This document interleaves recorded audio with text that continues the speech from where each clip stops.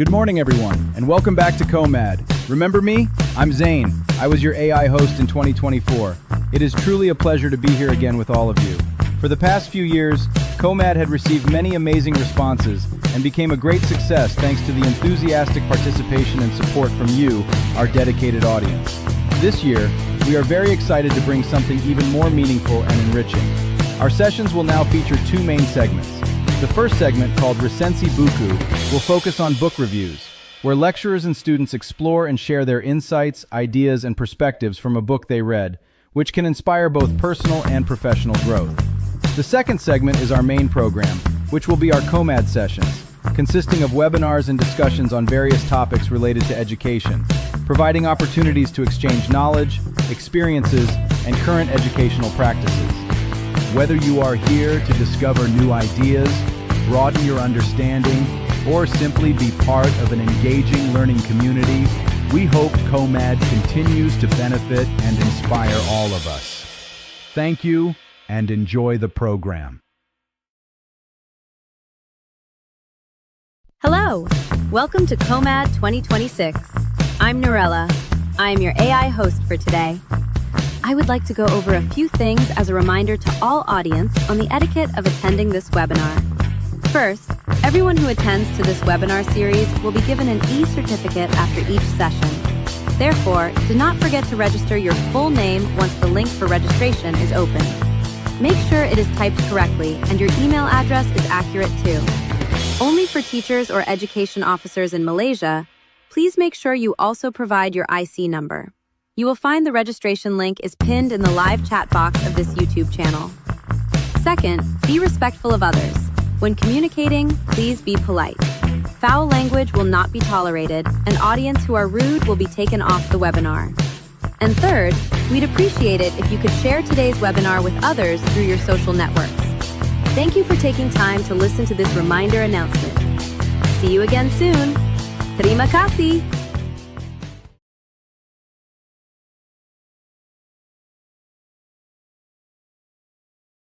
Melilit rotan di pohon jati, hendak dibuat hiasan beranda. Hadir saya sepenuh hati membawa bicara sastra Ananda. Assalamualaikum, Vanakkam, Nihau kepada semua penonton yang saya hormati. Selamat datang ke Wardah Perkongsian Literasi saya hari ini. Saya, Nur Aliyah binti Jaiz, pelajar program Ijazah Sarjana Muda Bahasa Melayu Ambilan 2024-2029 Institut Pendidikan Guru Kampus Bahasa Antarabangsa.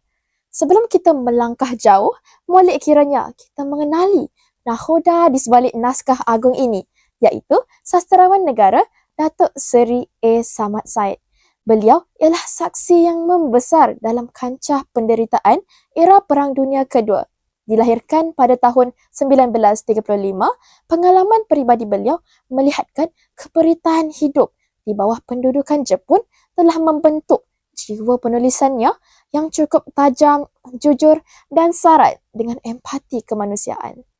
Kekuatan beliau terletak pada keupayaan merakam denyut nadi rakyat kecil ataupun golongan marhain. Hari ini, saya ingin mengajak anda menelusuri naskah agung beliau yang berjudul Di Hadapan Pulau. Pernahkah terlintas di fikiran anda apakah yang akan tersisa daripada nurani dan moral seorang manusia apabila seluruh dunia di sekelilingnya runtuh menyembah bumi? Kita sering disogokkan dengan naratif peperangan yang berpusat pada strategi ketenteraan, kemenangan jeneral dan kepahlawanan di medan tempur. Namun, jarang sekali kita diberikan ruang untuk menyelami penderitaan rakyat biasa yang hanya mendambakan sesuap nasi demi kelangsungan hidup. Penulis membawa kita ke sebuah perkampungan yang sesak dengan rumah buruk, lorong sempit yang becak dan bau hanyir laut yang bercampur dengan bau najis manusia. Melalui lensa mata Aziz, seorang remaja yang merupakan watak utama, kita menyaksikan bagaimana masyarakat yang asalnya harmoni mula retak seribu akibat debaran menanti ketibaan musuh dan siren serangan udara yang membawa trauma yang tidak terungkap. Fokus naratifnya sangat unik. Beliau tidak menceritakan letupan bom secara visual yang gah, tetapi menceritakan bagaimana bunyi bom itu menyebabkan tangan seorang ibu menggigil ketika menyuap anak, ataupun bagaimana bunyi itu mematikan selera makan yang memang sudah sedia tipis akibat kebuluran. Di situlah kita menyaksikan watak-wataknya yang bergelut dengan penyakit kudis yang membusuk dan hilangnya rasa percaya sesama jiran tetangga. Dari sudut struktur naratif pula, penulis memilih aliran realisme sosialis yang bergerak secara linear, membina rasa sesak yang memuncak bermula daripada kabar angin perang sehingga ke titik kemuncak kebuluran. Teknik ini memaksa kita merasai keterperangkapan watak tanpa sebarang keajaiban, sekaligus menegaskan bahawa dalam perang, penderitaan merayap perlahan-lahan sehingga menelan seluruh nilai moral. Pada sistem perwatakan, Aziz mencerminkan ketidakberdayaan rakyat yang kecil, manakala watak seperti tokoh dan Mak Elah mewakili kerapuhan manusia yang menjadi mangsa kepada tekanan biologi ekstrim. Di sini muncul tema dehumanisasi. Apabila perut mula berkeruncung, topeng tamadun luruh secara automatik, meninggalkan hanya naluri primitif untuk kelangsungan hidup. Satu lagi, kekuatan utamanya ialah gaya bahasa yang saya sifatkan sebagai puitis yang getir. Penulis menggunakan deskripsi deria yang menyakitkan seperti gambaran kudis yang berulat, bau longkang yang hanyir dan juga tekstur ubi kayu yang keras. Beliau menggunakan diksi visual untuk menghidupkan derita melalui kata-kata seperti lesu, nanah dan juga lapar. Keindahan bahasa beliau berlawanan secara ironi dengan subjek kemiskinan yang diceritakan, yang menciptakan kesan ironi yang tragis. Simbolisme pulau dalam naskah ini pula mewakili utopia ataupun harapan yang mustahil dicapai, manakala laut yang sepatutnya menjadi simbol kebebasan namun telah dicemari oleh kehadiran kapal-kapal perang yang melambangkan keganasan mesin ciptaan manusia yang merogol kesucian alam. Bagi Aziz, daratan yang busuk inilah penjara, manakala ubi kayu menjadi simbol kuasa yang menentukan maruah orang lain. Mengapakah naskah ini masih relevan hingga ke hari ini? Naskah ini berfungsi sebagai cermin besar yang mencabar zon selesa kita dengan soalan provokatif. Siapakah kita sebenarnya jika segala nikmat dan keamanan yang kita kecapi hari ini ditarik balik dalam sekelip mata? Di hadapan pulau, mengingatkan kita bahawa harga sebuah keamanan itu tidak ternilai dan dalam setiap percaturan kuasa, mangsa yang paling menderita adalah rakyat marhain yang tidak berdosa. Sebagai kesimpulan, saya menyifatkan naskah ini sebagai sebuah simfoni penderitaan yang sangat luhur dan mendalam yang memanusiakan semula sejarah tanah air kita. Pulau nampak di hujung tanjung, tempat berlabuh kapal nakhoda. Budaya sastra sama menjunjung, semoga ilmunya mendekat di dada. Terima kasih kerana sudi meluangkan masa bersama saya sehingga kita berjumpa lagi.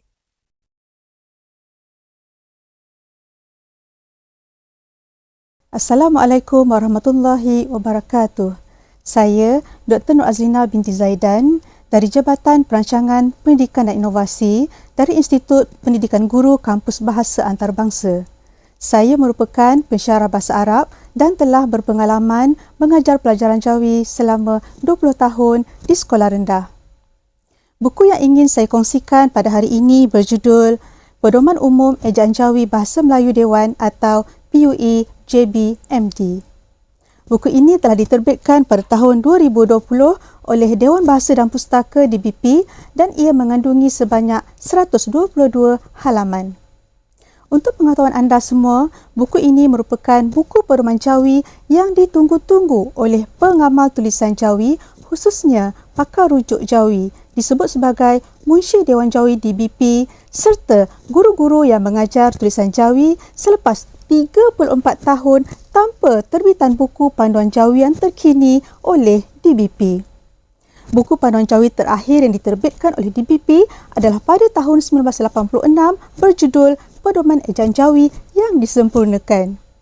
Buku yang ditulis oleh pakar-pakar tulisan Jawi seperti Profesor Madya Dr. Adi Yasran UPM, Dr. Hashim Musa UPM, Dr. Muhammad Buhari Lubis UPSI, Tuan Haji Hamdan Abdul Rahman, pakar tulisan Jawi ini boleh dianggap sebagai satu kelegaan dan wajar disebarluaskan bagi membantu meningkatkan kefahaman dalam penulisan Jawi. Buku ini yang saya akan sebut sebagai pedoman memfokuskan tentang kaedah pengejaan tulisan Jawi dibahagikan kepada 7 bab yang disusun dari peringkat yang paling asas iaitu berkenaan dengan huruf atau abjad Jawi dalam bab 1 hinggalah kepada peringkat yang tidak kurang pentingnya iaitu berkaitan dengan tanda baca dalam bab 7. Bab-bab yang dimaksudkan ialah abjad Jawi, penulisan kata serapan, penulisan kata nama khas, penulisan angka dan lambang bilangan, penulisan akronim dan singkatan, dan penulisan tanda baca.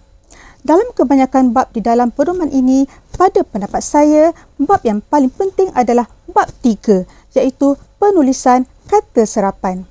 Sebagaimana yang kita sedia maklum, bahasa Melayu mengandungi banyak kata yang diserap daripada bahasa-bahasa lain, terutamanya daripada bahasa Arab dan bahasa Inggeris. Dalam penulisan kedua-dua bahasa ini, tentunya tidak dapat lari daripada peraturan-peraturan penulisannya. Dengan panduan penulisan yang diberikan di dalam buku ini, maka buku-buku yang ditulis dengan tulisan Jawi, khususnya buku teks pendidikan Islam sekolah rendah, memperolehi manfaat yang banyak daripada penerbitan buku pedoman ini. Lebih-lebih lagi, buku teks pendidikan Islam mengandungi lebih 50% perkataan yang berasal daripada bahasa Arab dan 20 hingga 30% perkataan yang berasal dari bahasa Inggeris. Penulisan buku teks pendidikan Islam akan lebih mudah dan dapat mengelakkan daripada berlakunya kesilapan pengejaan. Kesimpulannya, manfaat yang diperolehi dengan membaca buku ini ialah yang pertama, pembaca akan mengetahui perkara-perkara asas dalam penulisan Jawi. Yang kedua, pembaca akan mengetahui kaedah pengejaan perkataan Jawi sama ada perkataan satu suku kata hinggalah 5 suku kata termasuk kata serapan bahasa Arab dan bahasa Inggeris. Ketiga, pembaca akan mengetahui tentang cara-cara penggunaan tanda baca, akronim dan penulisan angka dalam tulisan Jawi. Keempat, pembaca akan dapat meningkatkan kemahiran membaca dan menulis dalam tulisan Jawi kerana buku teks pendidikan Islam di sekolah rendah dan sekolah menengah ditulis dalam tulisan Jawi. Begitu juga soalan dan jawapan dalam peperiksaan yang ditulis dalam tulisan Jawi. Yang kelima, penguasaan dalam penulisan Jawi akan dapat membantu orang lain dalam pengejaan yang betul dan seterusnya menjadi pakar rujuk kepada pihak-pihak yang berkenaan. Sekian saja perkongsian daripada saya. Sekian, wabillahi taufiq wa hidayah. Wassalamualaikum warahmatullahi wabarakatuh.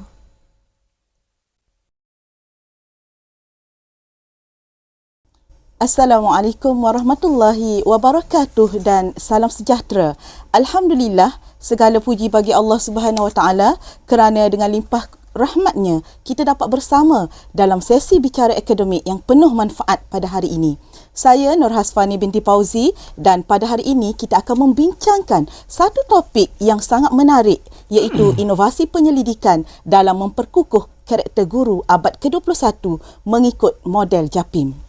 Sebelum itu, izinkan saya untuk memperkenalkan serba sedikit siapakah penceramah jemputan kita yang sangat hebat hari ini. Bersama kita ialah Dr. Muhammad Puat bin Abdul Malik. Beliau merupakan seorang pensyarah cemerlang di IPG Kampus Bahasa Antarabangsa dalam bidang fiqh dan usul. Beliau terlibat banyak dalam penulisan ilmiah akademik dan juga penerbitan. Justeru, beliau turut aktif dalam pertandingan inovasi dan telah memenangi banyak anugerah. Beliau turut mempunyai kepakaran dalam penyelidikan pendidikan, khususnya dalam aspek inovasi, pembangunan profesionalisme guru dan juga pembelajaran abad ke-21. Firman Allah Subhanahu Wa Taala dalam surah Az-Zumar ayat ke-9. Bismillahirrahmanirrahim. Qul hal yastawil ladzina ya'lamun wal ladzina la ya'lamun. Katakanlah, adakah sama orang-orang yang mengetahui dengan orang-orang yang tidak mengetahui? Sudah tentu tidak sama. Dan di sinilah pentingnya peranan tokoh ilmuwan seperti penceramah kita pada hari ini. Selamat datang saya ucapkan kepada Dr. Muhammad Puat bin Abdul Malik. Ya, terima kasih Ustazah. Sebagai pembuka bicara, boleh Doktor jelaskan apakah yang dimaksudkan dengan inovasi penyelidikan dalam konteks pendidikan dan bagaimana ia berkait dengan pembentukan karakter guru abad ke-21. Persilakan Ustaz. Bismillahirrahmanirrahim. Alhamdulillahirrabbilalamin. Wassalatu wassalamu ala ashrafil anbiya'i wal mursalin wa ala alihi wa ashabihi ajma'in. Wa qala rabbi shrah li sadri wa yassir li amri wahlul 'uqdatam min lisani yafqahu qawli. Subhanaka la ilma lana illa ma 'allamtana innaka antal alimul hakim. Wa la hawla wa la quwwata illa billahil 'aliyyil 'azim. Rabbi habli hukman wa alhiqni bis salihin waj'al li lisana sidqin fil akhirin wa ufawwidu amri ila Allah innallaha basirun bil ibad amma ba'. Jadi terima kasih kepada Puan Moderator Ustazah Hasfani. Alhamdulillah, syukur kita kehadrat Allah Subhanahu Wa Taala kerana pada pagi ini kita dapat bersama-sama dalam satu perkongsian ilmu.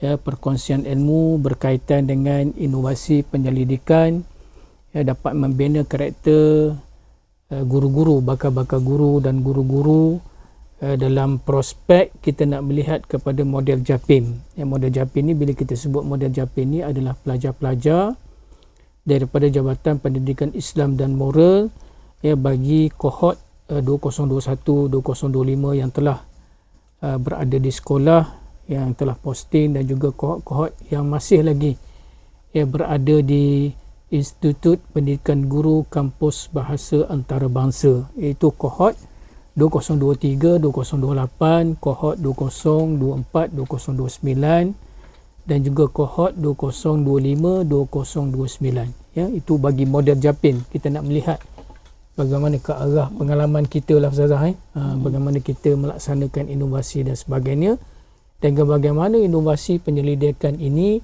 dapat membentuk karakter bakal guru kita, bakal-bakal guru pendidikan Islam, khususnya apabila mereka akan berkhidmat di lapangan nanti. Baik, sedikit tentang penyelidikan inovasi ni. Inovasi penyelidikan ni bukan sekadar kepada penemuan teknologi baru lah. Dia lebih kepada rangkuman, transformasi cara berfikir dan juga metodologi untuk kita melaksanakan sesuatu inovasi penyelidikan itulah. Jadi bila kita berkaitan dengan inovasi ini, konsep inovasi ini lebih kepada kita berusaha dalam untuk melaksanakan satu sistem, usaha ke arah yang sistematik untuk membina satu orang kata pendekatan lah. Kita nak bina satu cara kaedah, kita nak guna membina satu pendekatan, iaitu untuk mempermudahkan menyelesaikan masalah dalam proses pengajaran dan pembelajaran. Itu makna yang lebih orang kata lebih umum lah dalam pendidikan. Kita nak cari satu, kita nak usaha yang sistematik. Kalau kita kata usaha yang sistematik ni, sebagaimana kalau kita melihat kepada model JAPIM, kita di JAPIM IPG KBA ni kita ada buat satu modul. Yang modul tu bila kita melihat modul itu, dia ada beberapa pendekatan modul tu, dia ada orang kata step by step. Yang modul ni untuk apa? Kita latih kepada pelajar-pelajar bagaimana kita melihat modul ini dapat pelajar mengadaptasi, mengaplikasikan modul ni untuk dilaksanakan di dalam kelas ataupun dilaksanakan di sekolah-sekolah semasa mereka praktikum untuk mereka dapat menghasilkan inovasi. Maknanya mereka boleh rancang satu pendekatan yang baru. Mereka boleh rancang satu pendekatan kaedah yang baru untuk memudahkan proses PDP di sekolah. Baik, juga untuk model yang kita laksanakan di JAPIM ni, kita ada 3 model utama lah. Model utama yang kita jalankan di JAPIM ni, yang pertama sekali adalah adaptasi. Adaptasi ni bermaksud mengambil teori sedia ada dan menyesuaikannya dengan konteks dalam bilik darjah pada hari ini. Maknanya kita ambil benda-benda yang terdahulu lah, yang benda-benda yang tradisi, kajian-kajian yang terdahulu. Jadi kita adaptasi, kita sesuaikan, adaptif dengan suasana bilik darjah pada hari ini. Mungkin pendekatan yang dahulu lebih kompeten, orang kata lebih sesuai. Jadi untuk kita sesuaikan pada zaman kita pada hari ini, untuk kita sesuaikan pada kaedah pembelajaran abad yang ke-21 pada hari ini. Itu yang pertama, kita ambil elemen adaptif. Bahasa bagaimana yang kita buat di JAPIM lah. Yang kedua, kita buat eksperimentasi. Eksperimentasi ini bermaksud kita menggalakkan, kita memotivasikan guru-guru, bakal guru. Yang mana bila kita sebut model JAPIM tadi kan, bakal guru, maknanya guru yang akan turun ke lapangan sebenar di sekolah. Maknanya kita memotivasikan guru dan bakal guru untuk mencuba pedagogi yang baharu. Pedagogi yang baharu ni maksud apa Ustazah? Maksud ada pendekatan gamifikasi. Kan sekarang budak suka cara belajar pakai menggunakan teknologi. Jadi kita rangsang bagi pelajar-pelajar kita ni ambil pendekatan, cuba buat satu pendekatan inovasi dalam PDP menggunakan pendekatan gamifikasi.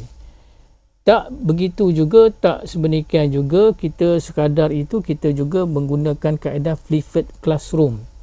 Kan kita menggunakan kaedah apa saja? Kita menggunakan kaedah VR, AR, kan yang maya punya kaedah tu, yang orang kata situasi maya.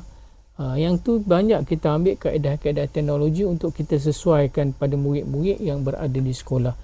Yang ketiga, apa dia Ustazah? Yang ketiga, kita ambil kaedah penyelesaian masalah. Kaedah penyelesaian masalah ini adalah fokus kepada isu yang spesifik. Contohnya isu bagaimanakah untuk kita meningkatkan murid-murid dalam tulisan Jawi yang berada di luar bandar. Jadi maknanya kita berfikir juga untuk masalah isu-isu yang di luar bandar. Walaupun kita sekolah, kadang-kadang kita sekolah di sekolah bandar, tapi kita galakkan pelajar memikirkan masalah-masalah dalam isu pendidikan, khususnya dalam bidang pendidikan agama Islam lah. Jadi pelajar pun diambil tiga elemen yang utama ni. Pertama, untuk adaptif, disesuaikan kan, menggunakan kaedah yang lama yang secara tradisi ataupun kajian-kajian yang terdahulu, maka disesuaikan dalam abad yang ke-21. Yang kedua, dia lebih kepada menjurus kepada eksperimentasi. Maknanya Ustazah, mereka ni menggunakan kaedah-kaedah baru. Contoh dia kaedah-kaedah yang menggunakan kecerdasan buatan, kan. AI, disebut AI kan. Ambil sekarang ni belajar kan banyak kita boleh gunakan kaedah-kaedah AI. Dari sudut pandang proses PDP ni banyak kita boleh. Jadi maknanya kita congkel bakat pelajar. So mereka ni berani mencuba. Untuk apa? Untuk kita dapat satu dapatan penyelesaian masalah, untuk kita menyelesaikan isu-isu dalam proses PDP kita. Contohnya macam mana Ustazah? Contohnya bagaimanakah kita nak meningkatkan kemahiran dalam tulisan Jawi, bagaimana kita nak meningkatkan kemahiran dalam membaca Jawi. Kadang-kadang sekolah di bandar ni okey Ustazah, dia orang ni kadang-kadang lepas daripada belajar di sekolah, dia orang ada tuition dan sebagainya. Jadi kita ambil di ruang yang lebih luas untuk kita fikirkan di luar daripada tempat atau pembatasan tempat yang kita berada. Di luar-luar bandar, macam ni di pendalaman dan sebagainya, kan mestilah ada kadang-kadang kekurangan daripada sudut teknologi dan sebagainya. Jadi kita ambil pendekatan untuk kita fikirkan sekali bagaimana kita dapat menyelesaikan. Jadi inilah model yang diterapkan di Jabatan Pendidikan Islam. Bagaimana kita latih pelajar kita untuk melaksanakan inovasi dalam penyelidikan, khususnya dalam ilmu pendidikan. Itu sekadar dulu Ustazah yang pertama. Okey, baiklah. Begitu jelas penerangan daripada penceramah kita berkenaan dengan inovasi sebentar tadi. Seterusnya, pada pandangan doktor, apakah peranan inovasi penyelidikan dalam membentuk karakter guru seperti kreatif, berfikiran kritis dan berintegriti, dan bagaimana refleksi diri ini boleh diperkukuh melalui penyelidikan dalam kalangan guru? Baik, terima kasih Ustazah Spani. Baik, satu soalan yang sangat baiklah untuk kita renungi bersama. Bagaimana peranan inovasi penyelidikan dalam dapat membentuk karakter guru-guru lah, khususnya guru-guru pendidikan Islam yang akan menjadi guru dan sebagainya. Jadi saya melihat selama saya melaksanakan penyelidikan, inovasi dan juga buat beberapa kajian tindakan, saya melihat dalam peranan inovasi penyelidikan ini dapat membentuk kreativiti. Kreativiti seorang bakal guru. Inovasi ini dia menuntut guru mencari jalan penyelesaian. Dia jalan penyelesaian kepada sesuatu kaedah PDP, jalan penyelesaian di dalam kelas, dalam masalah pembelajaran yang unik, satu pembelajaran yang sukar kepada pembelajaran yang lebih mudah. Apabila kaedah sedia ada tidak berkesan, guru terdorong untuk mencipta desain satu kaedah yang baru, mengajar atau strategi pedagogi yang baru. Yang tu yang kata yang pertama sekali, saya melihat inovasi penyelidikan, inovasi ini dia dapat membina, membentuk kreativiti bakal-bakal guru. Yang tu yang kita galakkan sangat. Kan di JAPIM ni memang kita galakkanlah pelajar-pelajar melaksanakan inovasi penyelidikan. Kan daripada mereka mula masuk lagi Ustazah kalau kita lihat macam pelajar-pelajar sekarang ni ada pelajar 2025 dengan 2024. Jadi kita galakkan, kita bimbing mereka ni supaya terlibat sama dalam penghasilan inovasi. Kalau kita melihat di JAPIM sendiri kan, ramailah pensyarah-pensyarah JAPIM ni saya cukup-cukup suka, cukup-cukup suka hati, cukup-cukup orang kata rasa teruja kerana ramai pensyarah-pensyarah di JAPIM ni, Institut Pendidikan Guru Kampus Bahasa Antarabangsa terlibat dengan penghasilan inovasi. Jadi pelajar kan bila dia tengok kreativiti pensyarah tu bukan sekadar mereka rasa teruja, mereka rasa pensyarah buat kan dengan hasil kreativiti pemikiran mereka, apatah lagi mereka ni dibimbing, mereka ni sangat-sangat teruja. Itu yang saya nampak pertamanya dia menghasilkan membentuk satu pemikiran kreativiti dalam PDP. Yang kedua Ustazah, saya melihat peranan inovasi penyelidikan ini dalam membentuk karakter guru abad yang ke-21 ini adalah memupuk pemikiran kritis. Dia dapat berfikir, pelajar dapat berfikir. Bila contohlah Ustazah, bila pelajar dia pergi praktikum. Pertama sekali bila kita nak menghasilkan inovasi ni, kita selalu sebut kepada pelajar kepada modul inovasi. Macam mana kita nak buat inovasi, macam mana kita nak menghasilkan inovasi. Pertama sekali sebab tu kita banyak beritahu kepada pelajar-pelajar tentang modul inovasi ini. Pertama sekali adalah pemerhatian. Dan bila mereka berada dalam kelas tu, situasi yang sebenar tu, barulah mereka dapat memerhati apa isu kelompongan di dalam proses PDP. Baru mereka dapat nampak. Itu yang kadang dalam modul inovasi PDP ni, yang pertama sekali kita melihat kepada pemerhatian kepada isu-isu yang berada dalam proses PDP. Jadi bila pelajar ni dia menjalani proses praktikum, mereka boleh nampak kan, bila pemerhatian tu mereka boleh nampak apa isu dia, isu budak tak boleh baca jawi, isu budak tak boleh menyebut huruf dengan betul, isu pelajar tak boleh membaca kan, isu pelajar tidak boleh menulis jawi dengan betul, isu pelajar lemah dalam bacaan tajwid dan sebagainya. Yang tu kaedah yang pertama, kita bina pemikiran kritis untuk kita berfikir. Ada juga pelajar kan, dia bila dia tak berminat ataupun dia tidak melaksanakan inovasi, sekadar dia masuk kelas dia tidak memerhatilah kan, dia sekadar masuk, dia kan mengajar seperti biasa, sebab tak ada elemen-elemen untuk dia bina untuk dia menghasilkan inovasi itu tak ada dalam diri dia. Sebab tu peranan yang saya nampak bila kita galakkan pelajar-pelajar kita keluar ke sekolah untuk menjalani praktikum, ataupun pelajar-pelajar yang telah pergi ke sekolah ke lapangan yang sebenar untuk menjadi guru yang sebenar, kita galakkan mereka, membentuk mereka menghasilkan inovasi ini dengan memerhatikan situasi dalam kelas. Bila memerhatikan situasi dalam kelas itu Ustazah, barulah kita dapat mengenal pasti isu dan masalah. Yang tu yang kita kata modul tu. Dalam kita dalam JAPIM ni kita ada bina modul. Bagaimana kita nak menghasilkan inovasi. Yang kita boleh kongsi modul inovasi ni, pertama sekali kita modul kita adalah memerhati. Yang kedua, kita kenal pasti masalah. Dan yang kita barulah kita melaksanakan kolaboratif. Kolaboratif ni maknanya kita jemputlah guru-guru yang lebih senior pada kita untuk bersama kolaborasi kan, bersama-sama kan, untuk menghasilkan inovasi. Kadang-kadang kita nak buat inovasi ni pun kita kena orang kata kita kena bertanya kan, kita mendapat nasihat daripada guru yang lebih senior dan sebagainya kan. Jadi itu modul dia.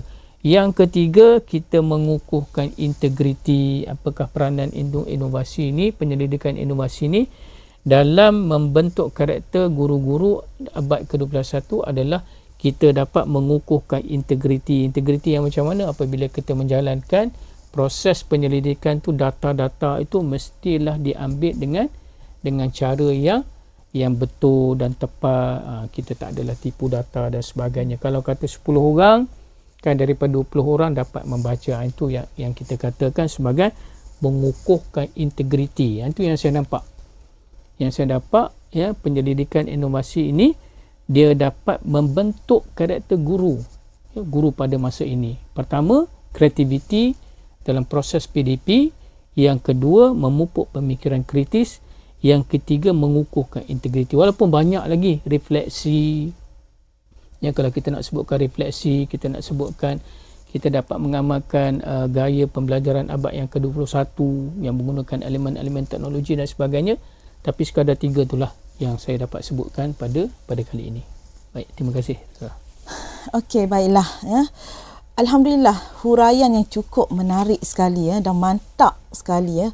Begitu penting, ya, kita dapat melihat betapa pentingnya pelaksanaan inovasi dalam kalangan guru dalam menyelesaikan isu yang terdapat dalam pengajaran dan pembelajaran di sekolah khususnya. Seterusnya, saya teruskan kepada soalan saya yang terakhir, iaitu apakah cabaran utama yang dihadapi oleh guru dalam melaksanakan inovasi penyelidikan dan bagaimanakah cara untuk mengatasinya? Bagaimana guru boleh terus beristiqamah dalam berinovasi walaupun berdepan cabaran? Baik. Terima kasih kepada Ustaz Asfani. Bila Ustaz Asfani sebut yang terakhir tadi, maknanya panjang sikitlah jawapan kepada yang terakhir ni kan, sebab dia dah soalan yang terakhir. Jadi untuk soalan yang ketiga ni, soalan bagaimanakah cabaran. Jadi kami di JAPIM ni yang boleh kami kongsikan kepada khalayak audiens semua, kami di JAPIM ni kami sangat-sangat orang kata memupuk pelajar supaya membina, menghasilkan inovasi. Walaupun ada cabaran-cabaran yang tertentu. Cabaran yang pertama yang boleh kita kongsikan pada sidang penonton pada pagi ni, cabaran yang pertama yang agak besar ni, bila pelajar kata tidak tahu di mana kami nak merujuk kepada untuk membina atau menghasilkan satu kaedah pendekatan inovasi. Jadi maknanya kalau kita nak cari sekadar dalam YouTube tu adalah yang benda-benda yang ringkas dia tunjuk apa kan. Itu cabaran yang pertama. Jadi saya ambil cabaran yang pertama pada tahun 2022, saya dengan Dr. Amir Amin, seorang pensyarah juga yang sangat-sangat banyak menghasilkan inovasi. Dr. Amir Amin, kami bersepakat untuk melaksanakan satu inovasi bagaimana nak menyokong pelajar untuk menghasilkan inovasi. Jadi kami cipta satu inovasi yang dinamakan Easy Inovasi. Jadi Easy Inovasi ni apakah pendekatan Easy Inovasi ni? Dalam Easy Inovasi tu kami letakkan video-video bagaimana cara nak menghasilkan inovasi. Video-video yang pernah dipertandingkan dan kami menang peringkat kebangsaan dan peringkat antarabangsa, kami letakkan dalam satu channel YouTube. Jadi channel YouTube tu adalah dalam channel YouTube saya tu, saya kongsi apa cara kita buat daripada semudah-mudah inovasi yang menggunakan kadang-kadang bahan-bahan yang orang kata bahan-bahan fizikal yang terbuang ni, kita guna sampailah kepada penggunaan teknologi.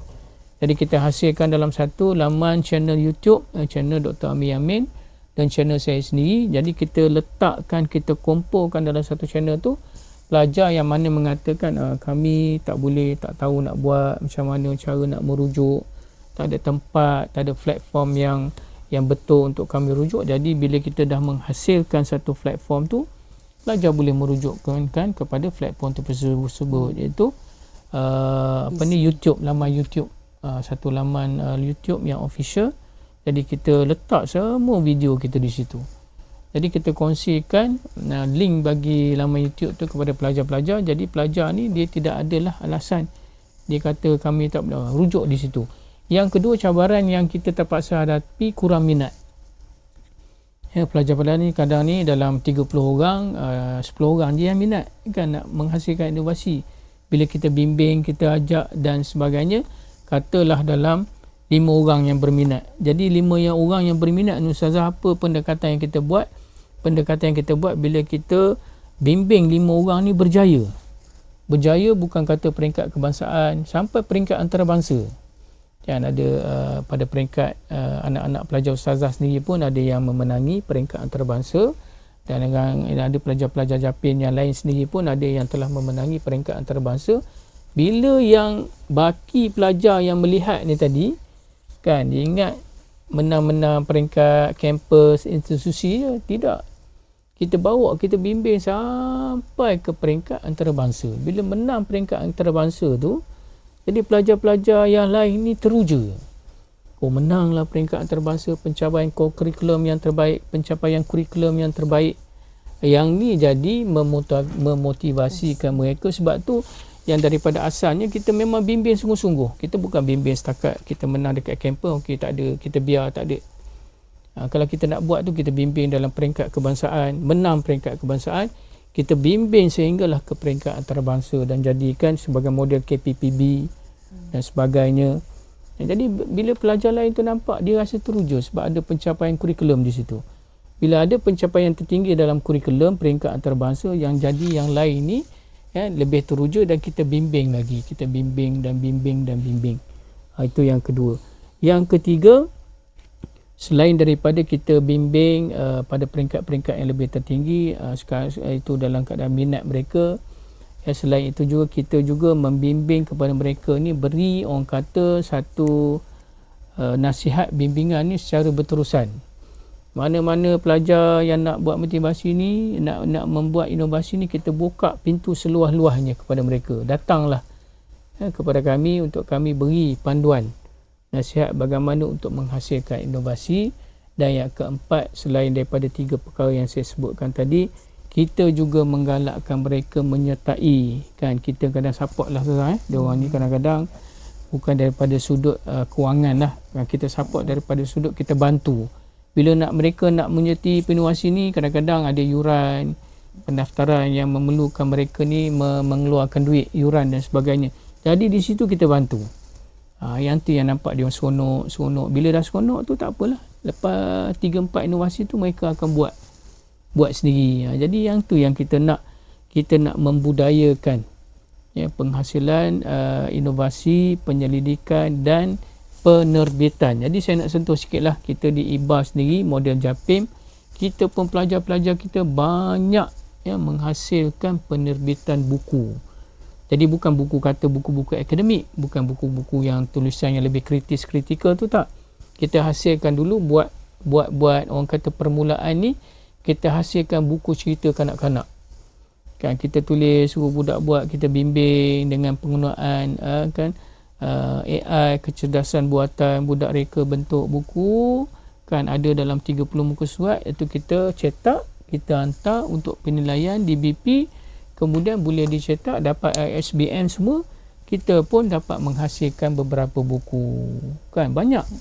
Pada tahun ini dan tahun lepas kita telah menghasilkan beberapa buku cerita kanak-kanak yang di bawah bidang tajuk ada hadis, siri pendidikan, buku pendidikan, siri akidah, siri hadis, siri sirah, siri tafsir. Banyak buku yang dapat dihasilkan hasil daripada kolaborasi di antara pelajar, pensyarah dan juga pembimbing-pembimbing, mentor dan sebagainya. Untuk apa semua ni, sidang penonton sekalian? Untuk kita memberikan sesuatu yang terbaik kepada pelajar-pelajar kita, khususnya di Institut Pendidikan Guru Kampus Bahasa Antarabangsa, kan, agar mereka ni dapat menjalani satu proses pembelajaran, pengajaran yang bermakna dalam hidup mereka di sini. Jadi dengan proses itulah mereka ini dapat membentuk karakter mereka sebagai guru yang berintegriti di abad yang ke-21. Baik, saya rasa sekadar tu sedikit daripada penerangan saya tentang model di Japim. Jadi kita tak ambil model di luar. Kita khususkan model bagi Jabatan Pendidikan Islam dan Moral bagaimana kami di Jabatan Pendidikan Islam dan Moral melaksanakan inovasi penyelidikan khususnya dalam bidang inovasi dan penerbitan buku. Jadi wassalamualaikum warahmatullahi wabarakatuh. Okey, alhamdulillah cukup padu kupasan yang dihuraikan oleh penceramah kita pada hari ini. Kita dapat lihat bahawasanya inovasi dalam penyelidikan begitu berperanan penting dalam menaikkan khususnya dalam sektor pembelajaran lah. Nampaknya kita telah sampai ke penghujung sesi. Firman Allah Subhanahu Wa Taala dalam surah Ali Imran ayat 104, Bismillahirrahmanirrahim. Wal takum minkum ummatan yad'una ila an-nur la ila al-khair. Dan hendaklah ada dalam kalangan kamu satu golongan yang menyeru kepada kebaikan. Semoga para guru terus menjadi ejen perubahan melalui inovasi dan penyelidikan demi membina generasi yang cemerlang di dunia dan di akhirat. Terima kasih kepada doktor atas perkongsian yang sangat bermakna pada hari ini. Saya selaku moderator pada hari ini mengundur diri. Wabillahi wa taufiq wal hidayah. Wassalamualaikum warahmatullahi wabarakatuh.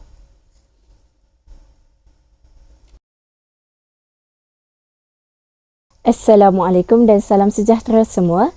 Tak kenal maka tak cinta. Nama saya Adriana Batrisha binti Muhammad Saufi dari Institut Pendidikan Guru Kampus Bahasa Antarabangsa. Hari ini, saya sangat teruja untuk berkongsi sebuah karya agung yang sangat mendalam pengisiannya, iaitu novel Masuk ke Dalam Cahaya hasil tulisan sastrawan negara kita, Abdullah Hussain. Beliau merupakan permata seni yang dilahirkan di Yan Kedah. Beliau bukan sekadar seorang penulis, malah seorang pejuang bahasa yang telah menerima anugerah sastra tertinggi negara, iaitu Anugerah Sastra Negara yang ke-8 pada tahun 1996. Beliau terkenal dengan kekuatan gaya penulisan yang mementingkan ketepatan data dan penceritaan yang realistik, terutamanya dalam karya bukan fiksyen maupun novel sejarah. Selain novel ikonik seperti Interlock dan Imam, beliau juga menghasilkan karya hebat lain seperti Konserto Terakhir yang sering menjadi rujukan utama dalam dunia akademik dan sastra tanah air. Sentuhan beliau dalam novel Masuk ke Dalam Cahaya ini membuktikan kehebatan beliau dalam menggarap elemen psikologi manusia dan sastra spiritual dengan begitu halus. Kisah ini bermula dengan watak zaman, seorang lelaki yang hidupnya jauh terpesong daripada landasan agama. Dia bukan sahaja terjebak dalam lembah maksiat, malah sampai ke tahap melakukan perbuatan syirik yang sangat berat. Perjalanan hidupnya pada fasa awal ini digambarkan penuh dengan kegelapan jiwa dan kekosongan meskipun dia nampak hidup di mata dunia. Namun, segala-galanya mula berubah apabila zaman mula didatangi rasa gelisah dan penyesalan yang amat dalam. Penulis dengan sangat teliti membawa kita melihat bagaimana zaman berperang dengan dirinya sendiri. Dia cuba melarikan diri daripada masa lalunya, namun setiap langkah perjalanannya itu sebenarnya adalah satu kembara spiritual untuk mencari hakikat ketuhanan. Dalam usaha mencari sinar cahaya itu, zaman terpaksa melalui pelbagai ujian dan rintangan yang menguji keimanannya. Dia bertemu dengan pelbagai watak dan situasi yang akhirnya menjadi cermin untuk dia melihat kembali kedaifan dirinya sebagai seorang hamba. Apa yang menarik, buku ini tidak hanya fokus pada kesilapan zaman, tetapi lebih kepada proses penyucian jiwa. Kandungan buku ini juga menggambarkan betapa luasnya pintu taubat Allah Subhanahu Wa Taala berikan kepada mereka yang benar-benar ingin kembali kepada fitrahnya. Antara keistimewaan buku ini adalah gaya penulisan Abdullah Hussain yang sangat jelas namun syarat dengan pengajaran. Selain itu, perkembangan watak zaman terasa sangat halus dan menyentuh hati. Perubahannya tidak nampak dipaksa-paksa, sebaliknya berlaku secara setapak demi setapak, membuatkan kita rasa dekat dengan jiwanya. Walau bagaimanapun, secara objektifnya, saya dapati terdapat beberapa bahagian atau bab awal yang temponya agak perlahan sebelum pembaca benar-benar dibawa masuk ke dalam konflik utama. Buku ini telah mengubah perspektif saya tentang erti kesabaran dan keikhlasan dalam memperbaiki diri. Saya khususnya terkesan dengan bab yang menceritakan detik-detik keinsafan zaman yang sangat menyentuh hati. Secara keseluruhannya, buku ini sangat sesuai untuk pembaca dewasa dan remaja, terutamanya bagi peminat sastra spiritual. Bagi saya, naskah ini juga merupakan rujukan yang sangat baik buat para pendidik dan pelajar yang ingin mendalami teknik penceritaan kembara jiwa yang realistik. Ia memberikan bimbingan praktikal tentang cara menguruskan konflik batin, membina kekuatan rohani dan memperkukuh jati diri dalam mendepani cabaran dunia yang penuh pancaroba. Secara peribadi, saya memberikan penilaian yang sangat tinggi berdasarkan nilai manfaatnya yang luar biasa. Jika dibandingkan dengan karya-karya lain dalam genre sastra agama, masuk ke dalam cahaya ini lebih menonjol kerana ia tidak bersifat menghukum. Sebaliknya, ia memujuk pembaca untuk berfikir dan memuhasabah melalui pengalaman watak zaman. Penyampaiannya yang telus membuatkan mesej murni di dalamnya mudah meresap ke dalam jiwa. Saya sangat mengesyorkan buku ini kepada sesiapa sahaja yang sedang mencari ketenangan jiwa melalui pembacaan. Ia bukan sekadar sebuah fiksyen tetapi sebuah ubat bagi hati yang sedang gundah atau mencari arah pulang. Sebagai penutup, izinkan saya berkongsi satu mutiara kata yang sangat sinonim dengan perjalanan hidup zaman dalam buku ini. Sebaik-baik orang yang melakukan kesilapan adalah mereka yang bertaubat. Semoga kita semua juga diberikan kekuatan untuk sentiasa melangkah ke arah cahaya. Sekian sahaja resensi daripada saya. Terima kasih.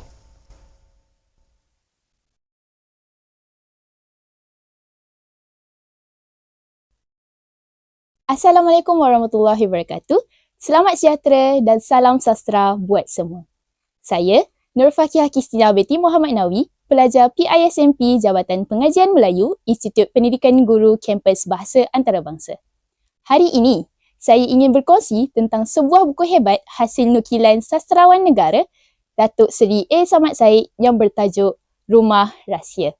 Buku ini diterbitkan oleh Institut Terjemahan dan Buku Malaysia ITBM pada tahun 2013 dan mempunyai halaman sebanyak 184. Jalan ceritanya berpusat kepada watak utama bernama Muhib, seorang lelaki yang hidup dalam keadaan gelisah dan penuh tanda tanya. Dia tinggal di sebuah rumah yang bukan sahaja menyimpan barang-barang lama, tetapi juga menyimpan 1001 kenangan pahit dan rahsia keluarga yang tidak diceritakan. Muhib sering kali terganggu dengan bayang-bayang masa lalu, terutamanya berkaitan dengan hubungan kekeluargaan dan cinta yang tidak kesampaian. Pembaca akan melihat bagaimana Muhib berinteraksi dengan orang di sekelilingnya sambil cuba merungkai rahsia yang menyelubungi hidupnya, yang akhirnya membawa pembaca faham bahawa rumah itu sebenarnya adalah penjara emosi yang diciptanya sendiri akibat rasa bersalah dan dendam lama. Kelebihan utama buku ini ialah gaya bahasanya yang sangat cantik dan menyentuh perasaan. Walaupun ringkas, setiap ayat yang ditulis oleh A. Samad Said membuatkan pembaca berasa seolah-olah berada dalam situasi tersebut. Watak-wataknya juga terasa sangat nyata kerana mereka digambarkan sebagai manusia biasa yang ada kelemahan dan perasaan sedih membuatkan jalan ceritanya sangat dekat dengan kehidupan kita. Dari segi kekurangan pula, bagi pembaca yang suka cerita laju atau penuh aksi, buku ini mungkin mempunyai tempo yang sedikit lambat berbanding karya lain. Ini kerana penulis lebih banyak menceritakan tentang apa yang difikirkan dalam hati watak, iaitu monolog batin berbanding kejadian fizikal. Jadi, pembaca perlu lebih sabar dan fokus untuk memahami maksud tersirat di sebalik setiap bab. Pengajaran penting yang boleh kita ambil ialah kepentingan untuk jujur pada diri sendiri. Buku ini mengajar kita bahawa menyimpan rahsia atau kepahitan masa lalu tanpa diselesaikan hanya akan membebaikan jiwa. Kita perlu berani menghadapi kenyataan hidup dan berdamai dengan masa lalu supaya hidup kita lebih tenang dan bermakna. Siapa yang patut baca buku ini?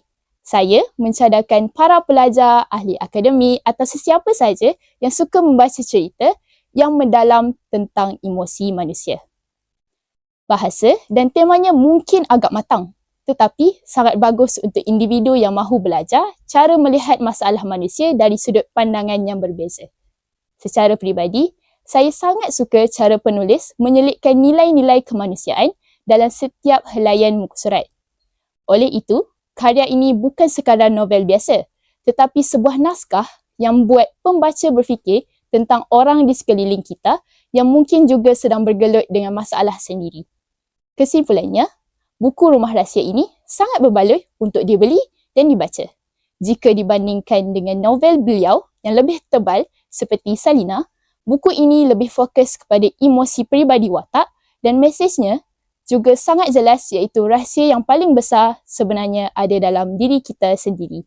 Itu sahaja daripada saya. Sekian, terima kasih.